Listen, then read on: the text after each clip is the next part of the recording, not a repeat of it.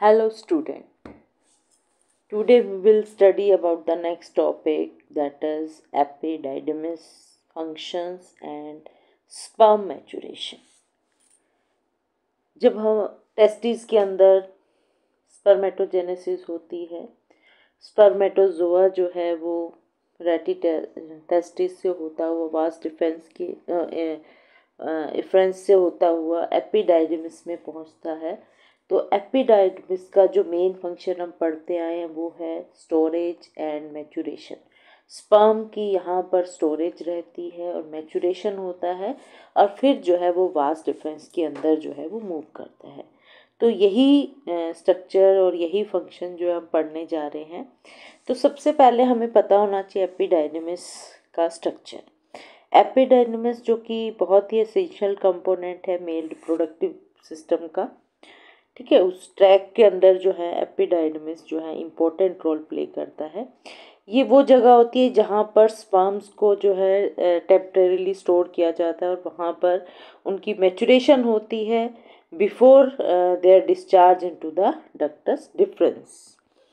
एपिडाइडिमिस is अगर आप इस स्ट्रक्चर देखेंगे, ये कोमा शेप होते हैं इस तरह के, और इलोंगेटेड है, ट्यूबुलर स्ट्रक्चर होते हैं जो कि कंप्रेस्ड होता है और टाइटली, मतलब कि जिसके कारण ये सॉलिड सा स्ट्रक्चर जो है वो दिखाई देता है क्योंकि कंप्रेशन है इसके अंदर। एपिडाइडिमिस प्रेजेंट होता है पोस्टीरियर सरफेस पे टेस्टिस के। ये टेस्टिस है, इसके पोस्टीरियर सरफेस पर ये एपिडाइडिमिस जो है प्रेजेंट होता है, और ये पूरी लेंथ में, पोस्टीरियर टेस्टिस की पूरी लेंथ में देखने को मिलता है। इसके डिफरेंट पार्ट्स में इसको डिवाइड किया जाता है। सबसे पहले हेड, जिसको हम कैपुट बोलते हैं, आप इसको ऐसे भी कह सकते हैं कैप। कैप जो होती है हेड के ऊपर, तो कैपुट। ये ग्लोबस मेजर भी कहलाता है। ये अप टू द जो टेस्टिस है उसके बिल्कुल ऊपर टॉप पे पहुंच जाता है। हेड जो है कांटेक्ट में रहता है with upper end of testis, और ये सब हो पाता है ड्यू टू दिस वास वास एफरेंट डक्ट के कारण। ये डक्ट जो है, जो एफरेंट डक्ट्यूल्स होती हैं, ये इसको ऊपर की तरफ पुश कर देती हैं, एपिडाइडिमिस को ऊपर की तरफ पुश कर देती है, जिसके कारण ये टेस्टिस के टॉप पर जो है वो आ जाता है। सेकंड पार्ट होता है इसका बॉडी, ये वाला हिस्सा जिसको बोलते हैं कॉर्पस, और लास्ट में ये जो एंड होता है जिसको टेल बोलते हैं, कोडा या ग्लोबस माइनर, ठीक है, ये इसके लोअर एंड पर होता है, और ये ट्यूनिका जो विजिनलिस होती है उसके द्वारा जो है रिफ्लेक्टेड रहता है।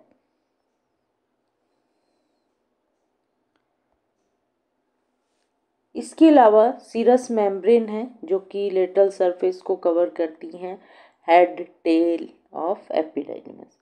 सीरस मेम्ब्रेन को आप समझ पाते हैं, जो पेरिटोनियम की मेम्ब्रेन होती हैं, ये इसको लेटरल सरफेस जो है हेड का या टेल का उसको कवर करती है। मोस्ट ऑफ द बॉडी जो है वो इन पूरी तरह से इन मेम्ब्रेन के द्वारा कवर्ड रहती है, सिर्फ पोस्टीरियर बॉर्डर पर, जहाँ पर आपको एक पाउच दिखाई देता है जिसको बोलते हैं साइनस। ये आप देखेंगे ये पूरी तरह से कवर होता है सीरस मेम्ब्रेन। यहाँ पर आपको ये ब्लैक सा जो पार्टी स्पेस दिखाई दे रहा है, यहाँ पर नहीं मेम्ब्रेन प्रेजेंट होती है, और ये जो स्मॉल पाउच बनता है जिसको साइनस, एक तरह से गैप होता है टेस्टिस और एपिडाइडिमस के बीच में, और जिसको साइनस ऑफ एपिडाइडिमस कह देते हैं। ये इसको डिजिटल फोसा के नाम से भी जानते हैं। तो ये एक स्पेस है बिटवीन द बॉडी जो कॉर्पस है एंड टेस्टिस के बीच में। हेड जो है वो सेमिनल फ्लूइड रिसीव करता है फ्रॉम द टेस्टिस से, जिसको हम टेस्टिकुलर फ्लूइड भी बोल देते हैं। इसकी जो मायोमेट्रियम होती है बहुत ही थिन होती है। मायोमेट्रियम मस्कुलर लेयर स्ट्रक्चर जो होता है। स्पर्म जो है इस रीजन के अंदर जो है डाइल्यूट फॉर्म में रहते हैं। जो हेड है जिसके अंदर सबसे पहले टेस्टिकुलर फ्लूइड आता है, उसमें जो स्पर्म होते हैं वो ज़्यादातर नॉन मोटाइल होते हैं और डाइल्यूटेड, यानी कि फ्लूइड ज़्यादा होता है, और जो स्पर्म जो है उसके अंदर कंपैरेटिवली कम दिखाई देते हैं।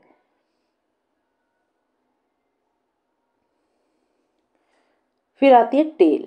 टेल जो होती है वो थिक होती है, वहाँ पर जो मसल्स वॉल है, मायोमेट्रियल वॉल जो होती है वो थिक होती हैं, और ये जो है फ्लूइड को एब्जॉर्ब कर लेती हैं, जिसके कारण अब जो फ्लूइड है वो कंसंट्रेट हो जाता है, उसके अंदर फ्लूइड की अमाउंट कम हो जाती है और स्पर्म जो है वो ज़्यादा दिखाई देते हैं। डक्टस डिफरेंस जो कि टेल से कंटिन्यू होती है वो असेंड कर जाती है deep inside the inguinal ring within the spermatic cord. जो आपने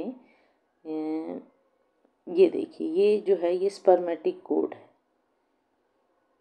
ये वाला जो स्ट्रक्चर देख रहे हैं इसके अंदर आप देखेंगे ये वास डिफेंस जो है इसके अंदर जाती है, फिर ब्लड वेसल्स होती हैं, नर्व्स होती हैं, और हमारी जो आर्टरीज, वेन और लिम्फेटिक वेसल्स जो है, डक्ट जो है वो भी प्रेजेंट होती हैं इसके अंदर, जिसको हम बोलते हैं स्पर्मेटिक कोड। और स्पर्मेटिक कोड के अंदर थोड़ा सा जाएंगे तो इंगुलर कैनाल होती है और फिर रिंग होती है। ये इंग्विनल जो रिंग है जिसके अंदर से स्पर्मेटिक कोड अंदर एंटर करता हुआ ऊपर की तरफ जो है वो मूव कर जाता है। यहाँ पर आप देख सकते हैं ये वाला हिस्सा, ये स्पर्मेटिक कोड है। ये स्पर्मेटिक कोड से ये वाला जो अपर की तरफ मूव करता है इसको इंग्विनल कैनाल बोलते हैं, और इसी के अंदर जो है आपको ये रिंग लाइक स्ट्रक्चर दिखा रखा है जिसको बोलते हैं इंग्विनल रिंग। अपर एक्सट्रीमिटी जो एक्सट्रीमिटीज होती हैं एपिडाइडमस की, वो lies the developmental remnant of mesonephros. यहाँ पर आप देखेंगे ये जो आपको दिख रहा है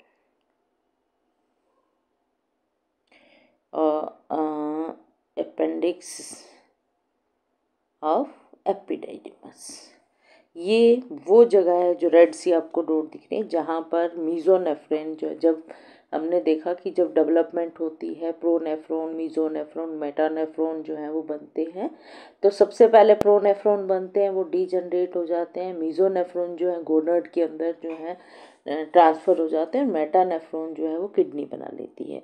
तो जब वो गोनड्स में डेवलप होते हैं तो मीजोनेफ्रॉन के जो रेमिनेंट होते हैं वो रह जाते हैं, जिनको हम अपेंडिक्स एपिडाइडिमिस के नाम से जानते हैं।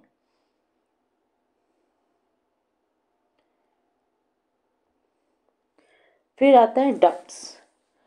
जो एपिडाइडिमिस होता है उसके अंदर बहुत सारी ट्यूब्यूल्स होती हैं, और ये ट्यूब्यूल जो है जो वासा फ्रेंचिया की ट्यूब्यूल्स होती हैं, जो कि स्ट्रेट नहीं होती हैं, कुछ कॉइल्ड होती हैं, कुछ ब्रांचिंग होती है उनके अंदर, कुछ एंडलेस होती हैं, और कुछ जो है फ्यूज़ नहीं होती हैं एपिडाइडिमल ट्यूब्यूल के द्वारा। यही ट्यूब्यूल जो है ये एपिडाइडिमिस के अंदर एंटर करती हैं। जो इफरेंट एक्ट्यूल्स होती हैं, जो मीरास्टिनल टेस्टिस से अराइज होती हैं, बिकम एनलार्ज हो जाती हैं और कन्वुलेटेड हो जाती हैं, ठीक है, फॉर्मिंग द लोब्यूल्स। एपिडाइडिमिस के अंदर वो लोब्यूल, क्योंकि यही जो जो डिफरेंट डक्ट्यूल्स है या वासा डिफरेंशियस हैं, जिनके अंदर डिफरेंट टाइप ऑफ कॉइलिंग जो है या ब्रांचिंग जो है वो देखने को मिलती है, जब ये टेस्टिस से एपिडाइडिमिस के अंदर एंटर करती हैं तो एनलार्ज्ड हो जाती हैं, कन्वुलेटेड होती हैं, जिसके कारण ये अब देखेंगे ये जो इफरेंट डक्ट है, ये इफरेंट डक्ट है, इसका स्ट्रक्चर। फिर उसके यहाँ पर आप देखेंगे बहुत सारी डक्ट हैं अलग अलग, कोई राउंडेड दिख रही है आपको, कुछ लॉन्गिट्यूडनल सी दिख रही है, टीएस है। और इसके बाद ये एपिडाइडिमस में अंदर आप देखेंगे तो ये इस तरह की, देखिए इनके अंदर जो है स्पेस जो है वो ज़्यादा दिख रहा है आपको, ट्यूब्यूल जो है वो कम दिख रही है, क्योंकि ये लोब्यूल बना लेती हैं एपिडाइडमस के अंदर, हेड के अंदर जैसे ही पहुंचती हैं। ईच लोब्यूल डक्ट जो होती हैं वो कॉइल डक्ट के अंदर खुलती हैं ऑफ एपिडाइडमस के, और forming the body and tail of the structure. धीरे धीरे जो है जैसे ये हेड से फिर टेल के बॉडी के अंदर जाती हैं एपिडाइडमस की, और फिर टेल के अंदर जाती हैं, ठीक है। और ये coil, these coils are held together by fibrous connective tissues. जितनी भी ट्यूब्यूल्स होती हैं जो वासा फ्रेंचस से हेड के अंदर एंटर करती हैं, हेड के अंदर जो है वो कन्वोलेटेड लोब्यूल बना लेती हैं। ये धीरे धीरे जब बॉडी रीजन के अंदर आते हैं, ये फिर से जो है क्वाइल हो जाती हैं, और फिर टेल तक जाते जाते क्वाइलिंग शो करती हैं। और इन क्वाइलिंग के बीच में जो है, जो क्वाइल डक्ट होती हैं, जो क्वाइल ट्यूब्यूल्स होती हैं, उनके बीच में कनेक्टिव टिश्यू होते हैं, फाइब्रस कनेक्टिव टिश्यू। जो एनिमल होते हैं, नो, उनके अंदर कोई इनिशियल सेगमेंट नहीं होता, जो कि स्मॉल डायमीटर की ट्यूब्यूल्स होती हैं, जिनके अंदर क्यूबॉइडल एपिथेलियल जो देखने को मिलती है at the head of epididymis में, जो कि ह्यूमन के हेड के अंदर जो है वो नहीं मिलता है। अदर एनिमल्स के अंदर आप देखेंगे तो वहाँ पर ये इनिशियल सेगमेंट नाम का एक पार्ट रहता है हेड रीजन के अंदर, जहाँ पर जो क्यूबोइडल एपिथेलियल सेल जो हैं वो देखने को मिलते हैं। इस तरह का आप देखेंगे ये ट्यूब्यूल्स हैं, इसके अंदर ये ल्यूमन जो इस तरह से लोबुलेटेड हो जाता है। सेल्स, बहुत डिफरेंट टाइप ऑफ सेल जो हैं, अगर एपिडाइडमस की एपिथेलियम लेयर को देखते हो तो उसके अंदर जो एपिथेलियम होती है वो सूडो स्ट्रेटिफाइड कोलुमनार एपिथेलियम होती है, यानी कि एज सच कोई लेयरिंग नहीं होती है, कि कुछ सेल जो है वो बड़े होते हैं, कुछ छोटे होते हैं, जो कि हमें एक फॉल्स स्ट्रेटिफिकेशन को दिखाते हैं। दो मेन टाइप के सेल होते हैं, प्रिंसिपल और बेसल सेल, ठीक है। इसके अलावा अदर टाइप ऑफ सेल भी देखने को मिलते हैं। एपिकल सेल होते हैं, नैरो सेल है, हेलो सेल है, क्लियर सेल है, और इसके अलावा जो है जो कि प्रेजेंट होते हैं लेकिन थोड़े एक तरह से आप कह सकते हैं लेस कॉमन होते हैं, ठीक है। तो मेन टाइप के दो सेल हैं वो प्रिंसिपल और बेसल सेल, जो पूरी लेंथ में दिखाई देते हैं। प्रिंसिपल सेल जो होते हैं पूरी, आप देखेंगे ये जो आपको ब्राउन कलर के जितने भी सेल दिख रहे हैं ये सारे प्रिंसिपल सेल हैं, और ये पूरी लेंथ में आप देख पा रहे हैं इनको। माइक्रोविलाई जो इनके होते हैं बहुत ज़्यादा होते हैं इनके सरफेस के ऊपर, और ये जो है एब्जॉर्प्शन का काम करते हैं। ये जो टेस्टिकुलर सिक्रीशन का फ्लूइड है उसको रीअब्जॉर्ब कर लेते हैं, जिसके कारण जो स्पर्म होते हैं वो कंसंट्रेट हो जाते हैं। इन सेल का काम है ग्लाइकोप्रोटीन से क्रिएट करना, जो कि स्पर्मेटोजोआ की मैच्योरेशन में हेल्प करते हैं। उसके बाद हैं बेसल सेल। बेसल सेल आप देख रहे हैं ये वाले जो हैं, जो जगह जगह आपको बेस पर ही प्रेजेंट होते हैं, ये कहलाते हैं बेसल सेल। ये भी इंटायर एपिडर्मिस के अंदर देखने को मिलते हैं, बेस के ऊपर प्रेजेंट होते हैं, और ये प्रिंसिपल सेल के प्रिकर्सर होते हैं, यानी कि यहीं से प्रिंसिपल सेल जो है वो बनते हैं। फिर आते हैं एपिकल सेल। एपिकल सेल जो होते हैं एपिकल रीजन के अंदर जो है वो प्रेजेंट होते हैं।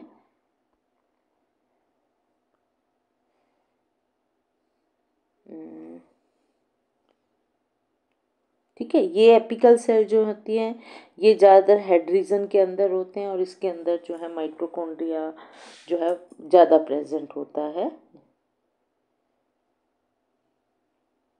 ये सॉरी, मैं थोड़ा आपको गलत, ये एपिकल सेल हैं, ये एपिकल सेल हैं, ये बेसल सेल थे जो कि बेस के ऊपर प्रेजेंट थे।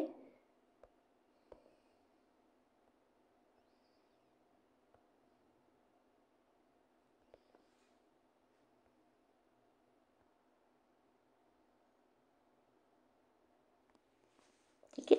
तो ये प्रिंसिपल सेल हैं, ब्राउन कलर के, बहुत सारे आपको पूरी लेंथ में दिखाई दे रहे हैं, जिनका मेन फंक्शन जो है रीअब्जॉर्प्शन करना और ग्लाइकोप्रोटीन सीक्रेट करना। फिर बेसल सेल हैं जो कि बेस के ऊपर प्रेजेंट होते हैं, ये प्रिकर्सर होते हैं प्रिंसिपल सेल के, यानी कि जितने भी प्रिंसिपल सेल बनते हैं वो यहीं से जो है वो ओरिजिनेट होते हैं। फिर आते हैं एपिकल सेल जो कि एपेक्स पर प्रेजेंट होते हैं प्रिंसिपल सेल के, और ये इनकी जो अगर आप नंबर देखेंगे तो हेड रीजन के अंदर ये ज़्यादा दिखाई देते हैं, और इनके अंदर जो है वो माइटोकॉन्ड्रिया होते हैं जो कि एनर्जी प्रोवाइड करते हैं। इसके अलावा कुछ क्लियर सेल भी प्रेजेंट होते हैं, ये आप यहाँ पर देख पाएंगे, ये एपिकल सेल देखने को मिल रहे हैं, ये क्लियर सेल है, ठीक है। और बाकी ये जो आपको प्रिंसिपल सेल दिखाई दे रहे हैं, ये क्लियर सेल जो होते हैं ये टेल रीजन के अंदर ज़्यादा होते हैं, इनके माइक्रोविलाई जो है थोड़े कम होते हैं अगर इनको आप प्रिंसिपल सेल से कंपेयर करते हैं। इनका जो मेन फंक्शन होता है वो एंडोसाइटिक सेल होते हैं, ये बेसिकली इनका एसिडिक ल्यूमिनल इन्वायरमेंट जो है वो प्रोवाइड करते हैं फॉर द स्पर्म, और स्पर्म जो है वो रिमेन जो है वो क्विंसेंट स्टेज में रहता है जब तक कि फर्टिलाइजेशन नहीं होती। फिर आते हैं हेलो सेल। हेलो सेल जो होते हैं वो भी थ्रू आउट द एपिडर्मिस देखने को मिलते हैं, और ये जो इनका इम्पोर्टेंट रोल होता है इम्यूनोलॉजिकल बैरियर बनाते हैं of the male reproductive system. इसके अलावा एपिथेलियम जो है वो थिन लेमिना प्रोपरिया के ऊपर प्रेजेंट होती है, उसमें circularly arranged smooth muscle cell present होते हैं, लेकिन जैसे ही डक्टस डिफरेंस के पास पहुंचती है एपिडाइडमस, यहाँ पर जो है तीनों तरह की मस्कुलर लेयर देखने को मिलती है, जिसके कारण वॉल जो है वो थिक हो जाती है, मस्कुलर वॉल थिक हो जाती है। यहाँ पर सर्कुलर मसल, ऑब्लिक मसल और लॉन्गिट्यूडनल मसल, सारी तरह की मसल जो है वो देखने को मिलती है।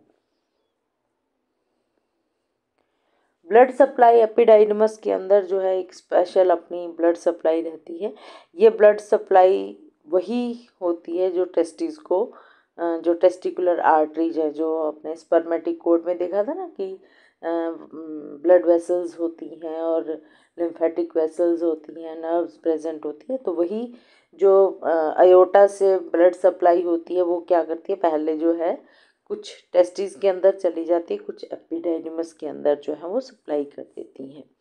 वीनस की ड्रेनेज भी एपिडर्मिस जो टेस्टिस है वो नेटवर्क बना लेते हैं वेन का, जिसको हम पेपिनिफॉर्म प्लेक्सस के नाम से जानते हैं, और ये वेन जो है ये भी स्पर्मेटिक कोड से होकर निकलती हैं, और राइट नेटवर्क जो है वो टर्मिनेट होता है इंफीरियर वेना केवा में, और जो लेफ्ट नेटवर्क होता है वो लेफ्ट रीनल वेन के अंदर जो है वो टर्मिनेट होता है, और ये वही रीनल पोर्टल सिस्टम के अंदर जो है वो चला जाता है। लिम्फेटिक ड्रेनेज जो देखने को मिलती हैं वो भी वही फॉलो करती हैं जैसे टेस्टिकुलर आर्टरीज या वेन है, स्पर्मेटिक कोड से आती हैं, और ये पैरा जो एयोटिक लिम्फ नोड है उसके अंदर टर्मिनेट होती हैं। ये testis near the region that the testes develop and descend from during the fetal life. Sperm की मैचुरेशन बहुत ही इम्पोर्टेंट फंक्शन प्ले करते हैं। स्पर्म जो है जब एपिडाइडमिस से होकर गुजरते हैं तो उनके अंदर बहुत सारी मॉडिफिकेशन देखने को मिलती हैं। स्पर्म बने ल्यूमन ऑफ सेमिनिफेरस ट्यूब्यूल, और वहाँ से वो रेटी टेस्टिस में पहुँचे, रेटी टेस्टिस के अंदर से वो वासा फ्रेंचा से होते हुए हेड ऑफ एपिडाइडमस में पहुँच जाते हैं। यहाँ तक पहुँचते हुए ये नॉन मोटाइल क्योंकि कंसनट्रेटेड हो जाता है, वाटर की रीअब्जॉर्प्शन हो जाती है, ये स्पर्म जो होती है वो नॉन मोटाइल होते हैं, और उनको लगभग 2 से 3 महीने का टाइम लगता है मैचुरेशन, जब ये कॉपर जो हेड है एपिडाइडमस से टेल तक पहुंचने में, और इस दौरान जो है वो उनके अंदर एबिलिटी डेवलप होती है कि वो स्विम कर सकते हैं, एग को फर्टिलाइज कर सकते हैं। क्योंकि जब हेड के रीजन में जो है वो पहुंचते हैं स्पर्म, वो नॉन मोटाइल होते हैं और इनफर्टाइल होते हैं। तो इनके अंदर जो है बहुत सारे चेंजेस जो हैं ड्यूरिंग एपिडाइडमस में जैसे ही ट्रांजिट करते हैं, ये डिफरेंट चेंजेस जो हैं वो आते हैं। और ये जो प्रोसेस है जिसमें जो फैसिलिटेट होता है बाय फ्लूइड, वो करेक्ट पीएच का, ऑक्सीजन लेवल उसका सही हो, एनर्जी सबस्ट्रेट जैसे माइटोकॉन्ड्रिया हैं, या टेम्परेचर जो है वो रिक्वायर्ड रहता है, तभी जाके स्पर्म जो है वो मैच्योर होते हैं। ये पिक्चर आप देख पा रहे हैं, स्पर्म जो है जब मूव कर रहा है इस डायरेक्शन में, तब उसमें मैच्योरेशन हो रही है। आप देखेंगे यहाँ पर स्पर्म किस तरह का है, और यहाँ पर जो है स्पर्म की जो स्ट्रक्चरल चेंज हुआ वो इस तरह का हो जाता है। ठीक है, अब ये जो है यहाँ पर ये जो आप देख रहे हैं, ये ओविडक्ट फ्लोपियन ट्यूब के अंदर जो है आप देखेंगे, उसके अंदर जो एक्रोसोमल रिएक्शंस होती हैं या कैपिस्टेशन होता है, ये मैच्योरेशन का प्रोसेस है जो स्पर्म का होता है ड्यूरिंग स्पर्म की रिलीज फ्रॉम एपिडाइडमिस से जो फ्लोपियन ट्यूब तक या ओविडक्ट तक। मेल गमीट जो है जब ट्रांजिट करते हैं एपिडाइडमिस के डिफरेंट पोर्शन से होकर निकल जाते हैं, तब वो पूरी तरह से फर्टिलाइज्ड यानी कि फर्टाइल हो जाते हैं। फंक्शनल स्पर्मेटोजोआ जो है वो बॉडी जो होती है एपिडाइडमस की, वहाँ पर कलेक्ट होते हैं। One sperm enter the female reproductive tract, ठीक है, जैसे ही रिप्रोडक्टिव ट्रैक में एंटर करता है, उसमें सबसे पहले एक्रोसोमल रिएक्शन होती हैं, और फिर जो है कैपिस्टेशन प्रोसेस होता है, जिसके कारण स्पर्म जो है पूरी तरह से एग के साथ बाइंड कर जाता है और डिलीवर देयर कंटेंट मीन अपने न्यूक्लियस को जो है वो एंटर कर देता है, और वहाँ पर फर्टिलाइजेशन हो जाती है। एपिडाइडिमल जो स्पर्म मैच्योरेशन होती है, उसमें दो तरह के प्रोसेसेस देखने को मिलते हैं। पहला होता है modification of flagellar beating and acquisition of property necessary to efficiently encounter egg vestment like zona pellucida, acellular जो कि ग्लाइकोप्रोटीन कोट है उसके कारण। ठीक है, तो मॉडिफिकेशन जो हो रही है कि पहले जो हमने बताया हेड के ऊपर जो स्पर्म पहुँचते हैं नॉन मोटाइल होते हैं, और धीरे धीरे वो भी डकते ये मोटाइल हो जाते हैं। ठीक है, और इनके अंदर पूरी एबिलिटी आ जाती है एफिशिएंटली जो है वो एग की जो डिफरेंट जोना पेलोसिडा है, या जो पेरी वाइटलाइन में स्पेस होता है जिसमें कोर्टिकल रिएक्शन या कैपेसिटेशन का प्रोसेस होता है, वो सब जो है एनकाउंटर कर सके, इजीली जो है उनको फेस कर पाता है। फिजियोलॉजिकल चेंज जो देखने को मिलते हैं, वो जब वो एपिडाइडमस से गुजरते हैं, उसमें क्या होता है, उनके अंदर जो सरफेस चार्ज है वो नेगेटिव चार्ज जो है वो बढ़ जाता है। ठीक है, दूसरा जो लैक्टिन बाइंडिंग प्रोटीन है उनके अंदर मॉडिफिकेशन हो जाती है। तीसरा change in membrane lipid composition, जो मेम्ब्रेन की लिपिड कंपोजिशन है उसमें चेंज आ जाता है, फ्लूइडिटी जो है वो देखने को मिलती है। प्लाज्मा मेम्ब्रेन का स्ट्रक्चर में रीमॉडलिंग हो जाती है कि उसके अंदर जो फ्लूइडिटी है वो इंक्रीज हो जाती है, जिसके कारण जो शेप है या जो मूवमेंट है वो अलग अलग लोकेशन पर अलग अलग देखने को मिलती है। और जो इम्पोर्टेंट एक और मॉडिफिकेशन देखने को मिलती है जो फिजियोलॉजिकल, वो होती है स्पर्म क्रोमेटिन कंडेंसेशन होती है, कि क्रोमेटिन जो होते हैं वो कंडेंस होते चले जाते हैं। ऑल दीज चेंजेस क्या होता है, कॉम्प्लेक्स इंटरेक्शन होती है जिसकी एपिडाइडमल ट्रांजिट होता है, जब स्पर्मेटोजोआ जब इस एपिडाइडमस के डिफरेंट रीजन से होता जाता है, तो वो डिफरेंट टाइप ऑफ इंटरेक्शन होती है डिफरेंट रीजन के अंदर, और जो कि एक कॉम्प्लेक्स सा प्रोसेस होता है जिसमें वो मैच्योरेशन को गेन करता है। प्रिंसिपल सेल जो है, जो कि एक्स्ट्रा सेलुलर माइक्रोवेसिकल सिक्रीट करते हैं, जिनको हम एपिडाइडिमोसोम्स के नाम से जानते हैं। ये वाले आप देखेंगे ना, ये आपको पूरे ये जो एपिडाइडिमस का जो ल्यूमेन होता है उसके अंदर आपको ये दिखाई दे रहे हैं छोटे छोटे, ये सर्कुलर सा स्ट्रक्चर जो है को अगर आप देखेंगे तो ये बहुत ही इम्पोर्टेंट रोल प्ले करते हैं मैचुरेशन ऑफ स्पर्म में। तो डिफरेंट रीजन के अंदर, कॉपर्ट के अंदर, कैपुट के अंदर जो है वो नॉन मोटाइल है, उसके बाद उसके अंदर जो है मोटेलिटी जो है उसकी चेंज हो जाती है, क्योंकि लेस मोटाइल होते हैं या इमोटाइल होते हैं, क्योंकि वहाँ पर साइक्लिक ईएमपी अवेलेबल नहीं होता है। ठीक है, बॉडी के अंदर उसके अंदर मोटेलिटी चेंज हो जाती है। कोडा के जो है टेल के अंदर जो है और भी ज़्यादा मॉडिफिकेशन देखने को मिलती है। अब ये मॉडिफिकेशन क्या होती हैं, वो एपिडर्मिनल जो एपिडाइडिमल एपिथीलियम होती है थिक होती है इन प्रॉक्सिमल एपिडाइडिमस। अगर हेड रीजन में आप देखेंगे तो थिकनेस होती है, और ये थिकनेस प्रोग्रेसिवली जो है एपिडर्मिस की डिक्रीज होती चली जाती है। अगर आपको ध्यान हो, मैंने बताया था जो मायोमेट्रियम होता है वो रिवर्स हो जाता है। मायोमेट्रियम जो है टिप के ऊपर जो है लेस थिक होता है, उसकी थिकनेस बढ़ती चली जाती है जो मस्कुलर लेयर की होती है, और टेल तक आते आते उसमें तीनों तरह की मस्कुलर लेयर जो है वो देखने को मिलती हैं। लेकिन जो एपिथीलियम की लेयर होती है जिसके अंदर तुम डिफरेंट टाइप ऑफ सेल देख रहे हो, वो उसकी थिकनेस जो है धीरे धीरे जो है वो डिक्रीज होती रहती है। ठीक है, और इसकी थिकनेस डिक्रीज होने का मतलब कि वाटर की रीअब्जॉर्प्शन जो है वो बढ़ जाती है, और स्पर्म जो है और ज़्यादा कंसंट्रेट हो जाते हैं जैसे जैसे ल्यूमन का डायमीटर जो है बढ़ता है। क्योंकि देखो वॉल जितनी थिन होती चली जाएगी, ठीक है, ल्यूमन उतना ही ब्रॉड होता चला जाएगा।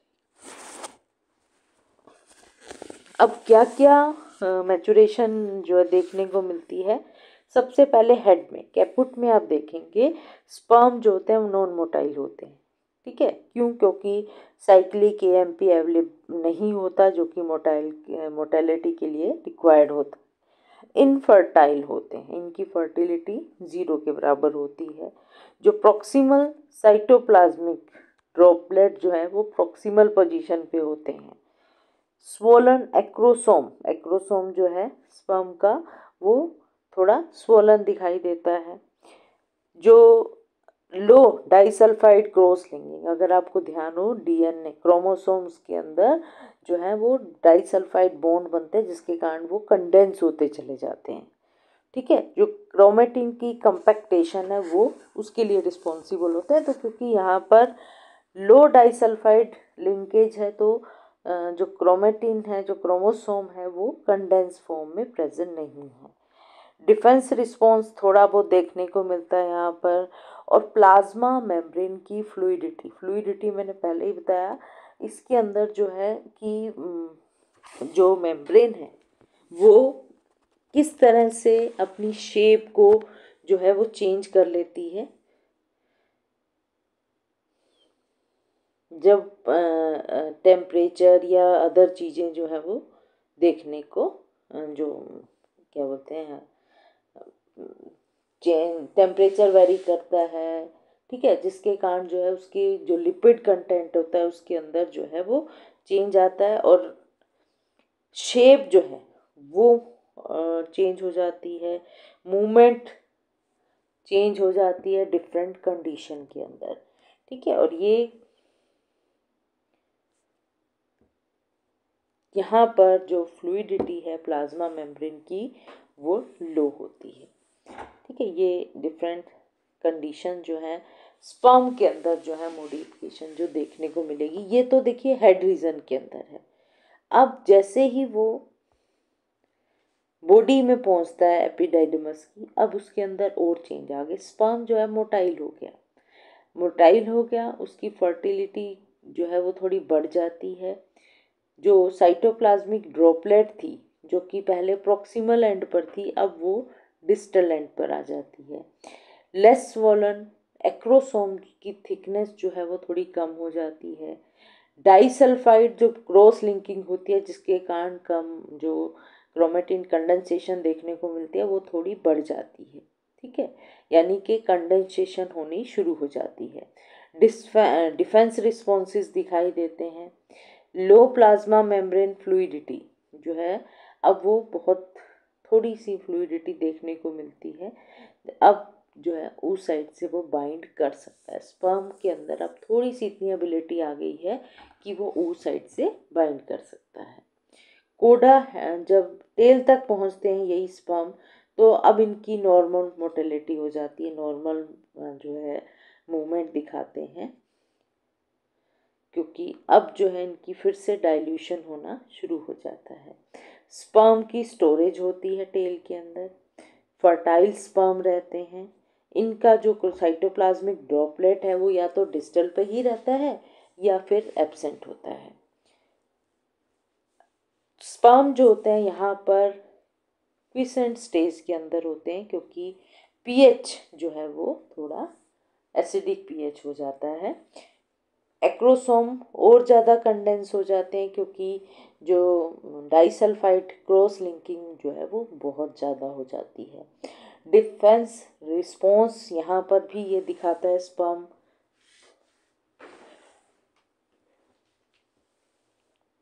जो स्पर्म होता है वो oocyte के साथ बाइंड कर सकता है। अब उसमें पूरी तरह से कैपेबिलिटी आ गई है, वो बाइंड कर सकता है। अदरवाइज आप देखेंगे कि ये जितने भी चेंजेस आए हैं, चाहे वो अब इसके मेम्ब्रेन भी देखेंगे वो उसमें बहुत ज़्यादा फ्लूइड हो गया, मूवमेंट जो है वो इजी हो गई है, ठीक है। अब ये जितने भी चेंजेस हैं ये प्राइमरी फंक्शनल चेंजेस कहलाते हैं। इनको प्राइमरी फंक्शनल मैचुरेशन बोलते हैं। क्यों? क्योंकि यहाँ पर ये कंप्लीट मैचुरेशन नहीं आई है। सेकेंडरी जो मैचुरेशन होगी वो आप देखेंगे इनसाइड द, जब वो इजैकुलेट हो जाएंगे स्पर्म जो है वजाइना के अंदर, उसके बाद वो जब आगे ओविडक्ट तक पहुंचता है तो वहाँ पर कंप्लीट जो सेकेंडरी मैचुरेशन फंक्शनल मैचुरेशन जो है वो देखने को मिलती है, जिसके कारण वो फुली कम्पिटेंट होता है एग को फर्टिलाइज करने में।